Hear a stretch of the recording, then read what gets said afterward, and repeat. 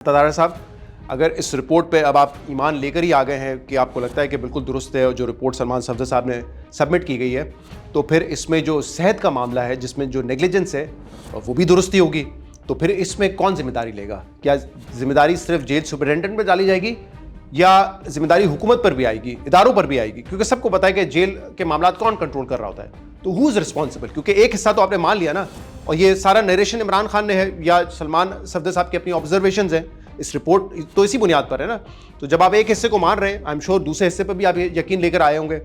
इसी तरह बैरिस्टर अकील मलिक साहब ने भी कहा, उनको भी कि हमने सारी सहूलतें दी हैं और वो एक अच्छी कंडीशन में रह रहे हैं, तो फिर ये भी माने कि उनके साथ मिस ट्रीटमेंट हुआ है, उनकी हेल्थ पे जो जिस तरीके का ट्रीटमेंट उनको मिलना चाहिए था वो नहीं है, ये नेग्लिजेंस है, गफलत हुई है। तो ये हुकूमत बहरहाल इस पर अपना बयानिया बना रही है।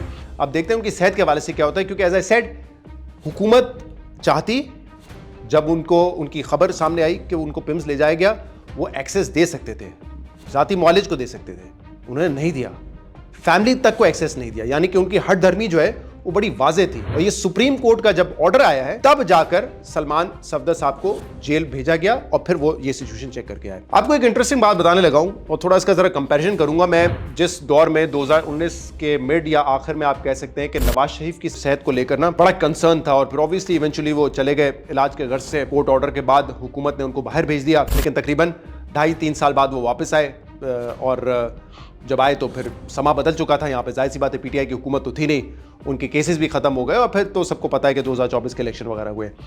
तो कंपैरिजन में ये करना चाह रहा हूँ कि टीवी पर जो मेन स्ट्रीम मीडिया है, मैंने भी आपको याद है जब ये स्टार्ट किया था अपना व्लॉग, तो मैंने कहा था कि भाई टीवी पर जो है ना बड़े चेक्स एंड बैलेंसेस होते हैं, ये बात कर सकते हैं, वो बात नहीं कर सकते, ये बात करनी है तो कितनी बात करेंगे, तो बड़ी लिमिटेशंस है वहाँ पर। तो मैंने कहा था इस प्लेटफॉर्म को मैं असल बात बताने के लिए इस्तेमाल करूँगा, जो कि मैं करने जा रहा हूँ।